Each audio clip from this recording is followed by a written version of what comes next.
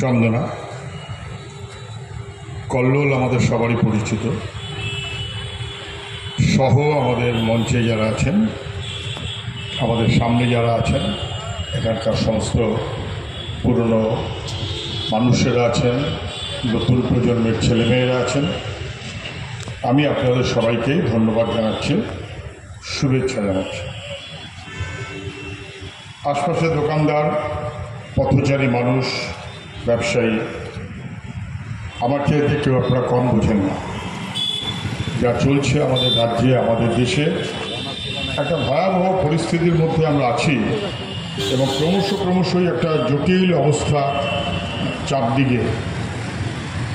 মানুষের ভালো লাগবার কথা নয়। একটা দেশের সরকার পরিচালনার মূল কাজ হচ্ছে মানুষ তার ভবিষ্যৎকে নির্দিষ্ট করা। প্রত্যেকটি মানুষ তার নিজের বিবেচনা অনুযায়ী, তার বিশ্বাস অনুযায়ী তার অধিকারকে প্রয়োগ করতে পারবে।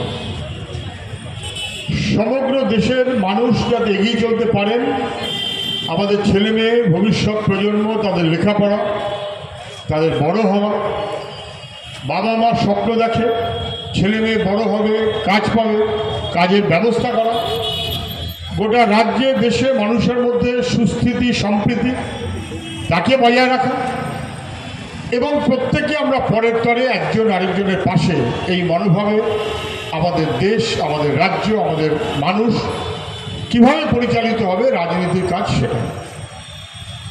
দুর্ভাগ্যক্রমে এই সমস্তটা কোথাও যেন খেটে যাচ্ছে।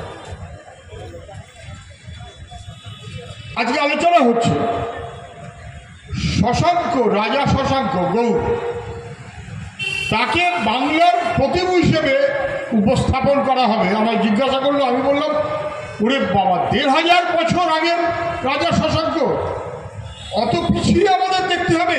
সামনের দিকে দেখতে পাচ্ছে না। আরএসএস মনে করছে ওদিকে শিবাজি, তো এদিকে শশাঙ্ক। কোনদিন এরা শেষমেশ ডাইনোসরের খোঁজে পিছন দিকে চলতে শুরু করে। মানুষের ভবিষ্যতের জন্য বিজেপি আরএসএস ওয়ালাদের রাজনীতি না, মানুষকে পিছনের দিকে টানছে। এই বারে বারে আমাদের সাহিত্যিকরা বলে গেছে, শিল্পীরা বলে গেছে, মোহর বদল করে ধর্মকে ব্যবহার করে সমাজটাকে টেনে তলায় নামিয়ে দেয়। চিন্তন যাদের আছে, চিন্তক যারা, বোঝেন যারা, যাও এলাকার মানুষ 8-10টা জায়গা চেয়ে বাড়তি খোঁজা, আমাদের না বোঝার কোনো কারণ নেই। একটা ভয়ঙ্কর বিপদের মধ্যে আমাদের দেশ এবং তাকে পিছন দিকে টানার একটা প্রচেষ্টা চলছে। মানুষের সমস্ত কিছুকে ভুলিয়ে দেওয়ার চেষ্টা করা হচ্ছে। আজকের খবর কি? আজকাল এই 2-3 দিল্লিতে টের পাচ্ছেন এই নানাবিধ চলতে চলতে বিভাজন বাড়াতে হবে। মানুষের মধ্যে বন্ধুত্ব না, শত্রুতা বাড়াতে হবে। আমরা সবাই যেখানে জানি যে মানুষের মূল পরিচয় সে মানুষ, মান এবং হুঁশ সামনের দিকে চলবে, সমাজটাকে এগিয়ে যাবে। ভাগ করা চিত্তরঞ্জন পার্ক সবাই জানেন, বঙ্গবাসী মানুষের ভিড় সেখানে। বছরের পর বছর ধরে একটু এদিক ওদিক করতে করতে শেষমেশ এখন গেরুয়া ঝান্ডা নিয়ে ঝান্ডার অসম্মান করা হচ্ছে। ওটা গেরুয়া ঝান্ডা নিয়ে যেভাবে করছে, ওটা কোনো ধর্মের কাজ হচ্ছে না, ধর্মের নামে রাজনীতির ভণ্ডামি করা হচ্ছে। সেখানে মাছের দোকান, কে কি খাবে, কে কি ভাববে, কে কি পড়বে, চিত্তরঞ্জন কলোনিতে মাছের দোকানের উপরে আক্রমণ। সাথে কি আমরা বলেছিলাম যে আরএসএস, বিজেপি এরা বাংলার ভাষা, সংস্কৃতি, বাংলার মানুষ, তার অর্থনীতিকে বরবাদ করে দিতে চায়। অনেক লম্বা আলোচনা, স্বাধীনতার আগে পরে স্পষ্ট করে দেওয়া যায়। যেমন অন্যন্তরে বাংলা স্বাধীনতার ঠিক আগে, তখন সেই অন্যন্তরের মানুষ যখন লাখে লাখে মরছে, তার সুযোগ নিয়ে বড় হয়েছে যারা, তারা আরএসএস এর ব্যাকআপ নিয়ে বাংলাতে নাকি নতুন দিগন্ত আনতে চাইছিল। উদাহরণ পাবেন। এর বিরুদ্ধে রুখে দাঁড়ানো মানে এটা চিত্তরঞ্জন পার্কের ঘটনার বিরুদ্ধে রুখে দাঁড়ানো নয়, মানব সভ্যতার ইতিহাসকে রক্ষা করা, মানব সভ্যতার ভবিষ্যৎটাকে ছিনিয়ে আনবার চেষ্টা করা, স্পষ্টত মানুষের জন্য, মানুষকে যেন বরবাদ করে দেওয়া না যায়। আমাদের এলাকার আশপাশের বহু মানুষ, আমাদের যাতায়াত আছে, আমাদের আত্মীয় স্বজন আছে, এবং এখন বুঝবেন দিল্লি এবং তার চারপাশে গোটা দেশেই তাই পরিযায়ী শ্রমিকের ভিড় যেরকম হয়েছে। আপনি গুরগাঁওতে গেলে যাবেন, দেখবেন প্রচুর বাঙালি ছেলে মেয়ে কাজ করে, কাজ নেই এখানে কি করবে, এবং সেখানে মাছের দোকান, সবজির দোকান ইত্যাদি, তাদের মাছ মাস্ট, সুন্দরবনের ছেলে মেয়ে, সেইটাকেও কেড়ে নিতে হবে, ঘৃণা তৈরি করতে হবে, বিষমতা তৈরি করতে হবে। বিজেপির বড় নেতা আজকে বক্তৃতা করেছেন যে যারা সম্প্রীতির কথা বলে তারা সমাজের শত্রু। আহামরি বলেছেন রামনবমী সম্প্রীতির জন্য না, রামনবমী ঠিকই বলেছেন কোন ধর্মের অনুষ্ঠান নয়, যে পলিটিক্যাল প্রজেক্ট ইন বেঙ্গল। বাংলার সমাজ, সভ্যতা, সংস্কৃতিতে আমাদের মা, ঠাকুরমা, কাকা, কাকিমাই সবাই নানান অনুষ্ঠান করেছেন, পুজো পার্বণ, এইটা সেটা ইত্যাদি ইত্যাদি, পাঁচালি পড়েছেন, লক্ষ্মীর পাঁচালি, অমুক তমুক, একটা তাদের মতন করে একটা পরিবেশ তৈরি করেছেন, এবং সেখানে সহমর্মী মনোভাব, সংযমী মনোভাব। সত্যপীরকে হিন্দুর মন্দিরে নারায়ণের মর্যাদায় প্রতিষ্ঠিত করতে গিয়ে সত্য নারায়ণ, এটা আমাদের সংস্কৃতির অঙ্গ হয়ে গেছে। সেই কারণেই সত্যনারায়ণের সিন্নি, লক্ষ্মী পুজোর সিন্নি নেই, কিন্তু সংযমী মনোভাব। সত্যপীরকে হিন্দুর মন্দিরে নারায়ণের মর্যাদায় প্রতিষ্ঠিত করো, এগুলোকে ভেঙে দাও, ভেঙে দিয়ে রামনবমীর নাম করে একটা যুদ্ধ ভাব লাগিয়ে দাও। এই কথাটা আমরা বলছিলাম, তখন আমরা মানছিলেন না। আজ দিলীপ ঘোষ কোনো কারণে, কেন কারণে, কি কারণে আমি বলতে পারবো না, সম্প্রীতির জন্য রামনবমী না, ইটস এ পলিটিক্যাল প্রজেক্ট। ভাগ করে না, ওটা বাংলার নিজস্ব সভ্যতা সংস্কৃতির সঙ্গে ওটা যায় না, চাপিয়ে দাও। ঠিক যেমন করে শশাঙ্ককে তুলে নিয়ে যেমন চাপিয়ে দাও। আমার মনে হচ্ছিল রবীন্দ্রনাথ কেউ না, নজরুল কেউ না, সুভাষ বোস কেউ না, বিবেকানন্দ, রাজা রামমোহন রায়, এই সমস্ত ভুলে, অমর্ত্য সেনদের ভুলে শেষমেশ এখন 1500 বছরের পুরনো ইতিহাস তাকে অবগাহন করে আমাদের চলতে হবে। অসভ্যতা, এটা কোনো একটা দলের ব্যাপার কেবলমাত্র, এটা অসভ্যতা। আর আজকে এই আজকাল 2-3 দিন ধরেই চলছে কলকাতায় আন্দোলনরত মাস্টারমশাই, তাদের দাবি তো সঠিক, হকের চাকরি, হকের চাকরি।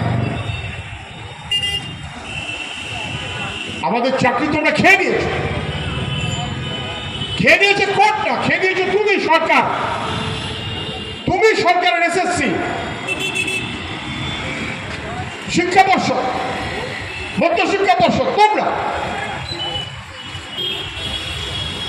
মাস্টারমশাইদের যোগ্য দাবি, সেই দাবিতে ন্যায্য দাবি, সেই দাবিতে মেধা এবং যোগ্যতার ভিত্তিতে চাকরি তাকে বরবাদ করে দিয়ে অযোগ্যতা এবং টাকার দুর্নীতির খেলা যারা ঢুকিয়ে দিয়েছে, কাকর বিষিয়ে দিয়ে যারা চালটাকে ব্যক্ত করে দিয়ে চাইছে, বস্তা বেচা করে দিয়ে চাইছে, তার বিরুদ্ধে আমার আপনার বাড়ির ছেলে মেয়ে ওরা 22 লক্ষ পরীক্ষা দিয়েছে, ওয়েমার্কশিট পাইনি, আমি সে কথা পরে আসছি। তারা এখন আন্দোলন করছেন, কথা বলছেন, বলতে গেছেন, মাস্টারমশাই খুব বেশি হলে পকেটে একটা পেন আছে, আর তো কিছু নেই, লাঠি মারল, লাঠি ভেঙে গেল, লাঠি মারলে মাস্টারমশাইকে। আমাদের কারোর ব্যক্তিগত পছন্দ অপছন্দের ব্যাপার নয়, আমাদের পরের প্রজন্মকে গড়ে তোলার দায়িত্ব যাদের উপর দেওয়া হয়েছে, সরকার তাকে ঠিক মতো করে পরিচালনা করুক, সরকার পরিচালনা নেই ভিন্ন কথা, লাথি মারল। এবং লাথি মারার পর তাকে জাস্টিফাই করা হচ্ছে, জাস্টিফাই করা হচ্ছে। দেখেছেন বোধহয় কালকে না পরশু হঠাৎ একটা বাজারে চালু হলো, পেট্রোল লাগিয়ে দাও, আগুনে জ্বালিয়ে দাও, ইত্যাদি ইত্যাদি। আজকে প্রকাশ হয়ে গেছে সে মাস্টারমশাই না, পরিচিত তৃণমূলের ক্রিমিনাল এজেন্ট প্রভোকেটর হিসেবে ঢুকিয়ে দেওয়া হয়েছিল। আজকে স্পষ্ট হয়ে গেছে, গ্রেপ্তার হয়নি এখন। যে লাথি মারলো সে কিন্তু গ্রেপ্তার হয়নি, যে প্রভোকেশন দিল তৃণমূলের কর্মী সে কিন্তু গ্রেপ্তার হয়নি। এফআইআর করা হয়েছে মাস্টারমশাই, এবং সেই তদন্তের দায়িত্ব দেওয়া হয়েছে সেই ভদ্রলোককে অথবা অভদ্রলোককে অথবা অসভ্য লোককে, জানোয়ার রূপে মানুষটাকে যে মাস্টারমশাইকে লাথি মেরেছে তাকে দায়িত্ব দেওয়া হয়েছিল তদন্তে।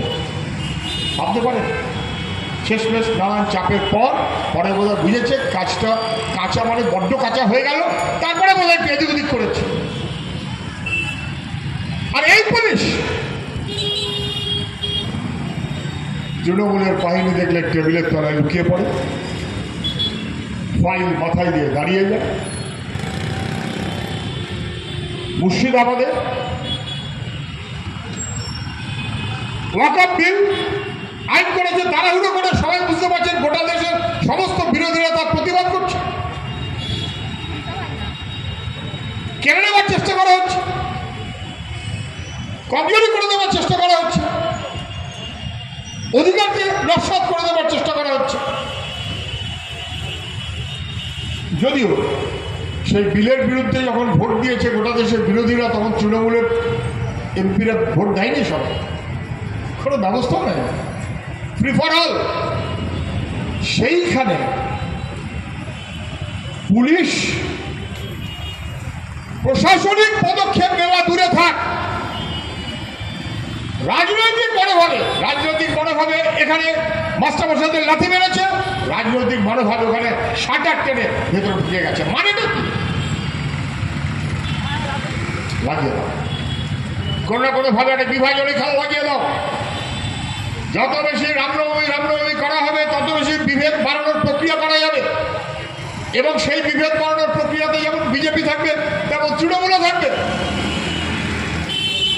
আবার তার বিরুদ্ধে কোনো একটা যখন সংখ্যালঘুদের মধ্যে কোনো যে কোনো কারণে যে কোনো সংখ্যালঘু ভাষা ধর্ম জাতি যে কোনো তাদের মধ্যে রিয়াকশন থাকবে, তাকে এমনভাবে উস্কে দাও যে তার বিরুদ্ধে আবার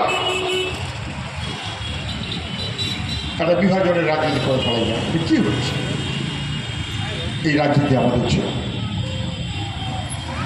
20 তারিখ brigade parade ground, brigade parade ground ওই গরমের মধ্যে ছাতি ফাটা রোদ, কষ্টকর কোনো সন্দেহ নেই, কিন্তু আমাদের জীবনকে যখন সর্বনাশের মধ্যে ফেলে দিতে চাইছে, পরিশ্রমী করে দিতে চাইছে জীবনটাকে, শিক্ষা কাজ শ্রমিকের অধিকার শ্রমকোটের মধ্য দিয়ে উচ্ছেদ করে দেওয়া হচ্ছে। কৃষক তার ফসলের দাম পাবে না, মাঠে তার ফসল পড়ে থাকছে, আলুর ভোট দিয়ে তৃণমূল তার থেকে লাভ উসুল করে নিচ্ছে। গোটা ভারতবর্ষের জায়গায় জায়গায় বিজেপি ওয়ালারা সরকার সেই ব্যবস্থা করছে। কৃষক তার ন্যায্য অধিকার চেয়েছিল, তার জন্য বছরের পর বছর লড়াই করতে হয়েছে, 750 কৃষক বন্ধুকে মরতে হয়েছে। কৃষক বাঁচতে চায়, শ্রমজীবী মানুষ বাঁচতে চায়, ক্ষেত মজুর গরিব হতে পারে, গায়ে জামা না থাকতে পারে, ঘামের গন্ধ হতে পারে, কিন্তু ওদের বাদ দিয়ে তো আমরা কেউ না। আমরা কিন্তু একা একা টিকে থাকতে পারবো না। আমি বড় হব, আমি বাড়িতে থাকবো, ঘরামি ছাড়া হতে পারে না। আমি খাদ্য নেবো, চাষি ছাড়া হতে পারে না। এইখানেই তো ইকুইলিব্রিয়াম, একজন আরেকজনের পাশে, জাত ধর্ম নির্বিশেষে মানুষ শ্রেণীগতভাবে বিভাজিত। কল্লোল বলছিল কেউ লুটে খায়, কেউ খেটে খায়, শ্রেণীগতভাবে বিভাজিত। একজনের আরেকজনকে কাজে লাগে। কেউ যদি মনে করি আমি একাই সব, না, আরেকজনের সাহায্য নিয়ে আমায় চলতে হয়। আমরা পারস্পরিক ইকুইলিব্রিয়াম, যেমন আমাদের সমাজে প্রকৃতিতে পরিবেশে সেই ভারসাম্য আছে, মানব সমাজের মধ্যেও তো সেই ভারসাম্য রক্ষা করতে হয়। কে বলবে ওর কথা? এটা ঠিক। যাদবপুরে যেখানে আমরা সভা করছি এইখানে হয়তো কৃষক, কিন্তু কৃষিজীবী মানুষের অর্থনীতির উপর নির্ভর করবে আমার বাজার চাঙ্গা হবে কিনা, আমার বাজার চাঙ্গার উপর নির্ভর করবে আমার লেখাপড়া যারা ছেলেটা অথবা মেয়েটা সে কাজের সুযোগ পাবে কিনা। বাজার চাঙ্গা যেভাবে চাষ করছে ভবিষ্যৎটা কোথায়? মানে আমার ভবিষ্যৎ, আমার পরের প্রজন্ম লেখাপড়া যাই শেখাই না কেন, এই সমাজটাকে উৎপাদনের বিবেচনায় গড়ে তুলতে না পারলে, বৈষম্যকে ভেঙে এখানে সমতার দিকে নিয়ে যেতে না পারলে, কেউ খাবে না তা হতে পারে না, কেউ টিকে থাকবে আর কেউ টিকে থাকবে না তা হতে পারে না, একটা অংশকে বাতিল করে দিয়ে আমরা কখনো এগোতে পারি না। এইরকম একটা মনোভাবে ব্রিগেডের সবে শ্রমিক সংগঠন, কৃষক সংগঠন, ক্ষেতমজুর সংগঠন, বস্তিবাসী মানুষ, যাদবপুরের মানুষ আমাদেরও সামিল হতে হবে, আমাদেরও সামিল হতে হবে। যে জায়গায় যাচ্ছে আমাদের দেশ আমরা সবাই বুঝতে পারছি, ওরা মানুষের দাবি নিয়ে কথা বলবে এবং সেই মানুষের দাবিটা আমারও দাবি, আপনারও দাবি, আমাদের সবার দাবি। আর কিছু হচ্ছে চারপাশ বুঝতে পারছেন, সারা ভারতবর্ষ অর্থনীতির বিবেচনায় ক্রমশ বিপজ্জনক জায়গায় পড়ছে। আমি দুনিয়ার কথার মধ্যে যাচ্ছি না, বুঝতে পারছেন। এখন ট্রাম্প মানে ইলন মাস্ক, আমেরিকার জায়গায় জায়গায় মানুষ তার বিরুদ্ধে প্রতিবাদে রাস্তায় নামছে। আমরা এখন বলতাম মোদি মানে আদানি, সবাই হয়তো ভাবতে পারতেন না, বিশ্বাস করতে চাইতেন না কি বলছে। চোখের সামনে দেখতে পারলাম তো 16 লক্ষ কোটি টাকা রাইট অফ, আপনার 20,000 টাকার ঋণ রাইট অফ কেউ করবে না, কিন্তু 16 লক্ষ কোটি টাকা ওদের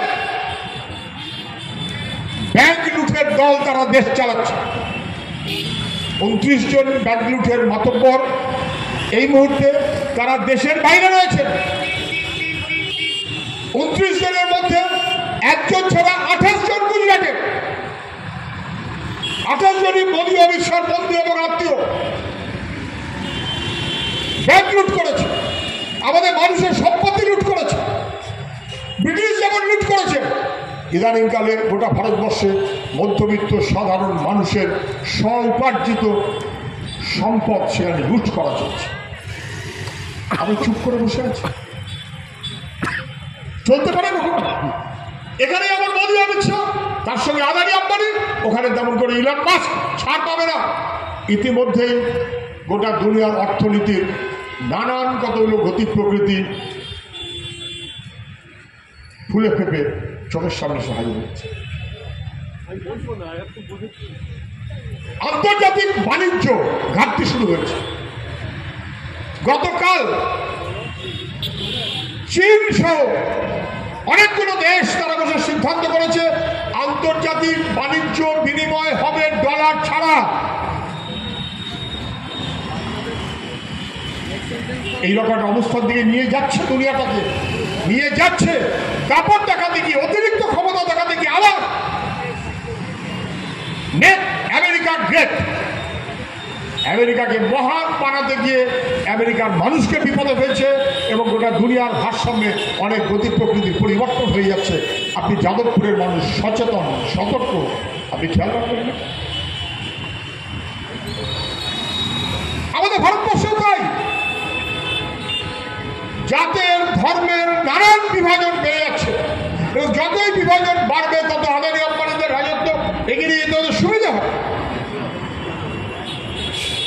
ঐক্যের কথা তো আমরা এমনি বলি না, হঠাৎ বলে দিলাম ঐক্য না।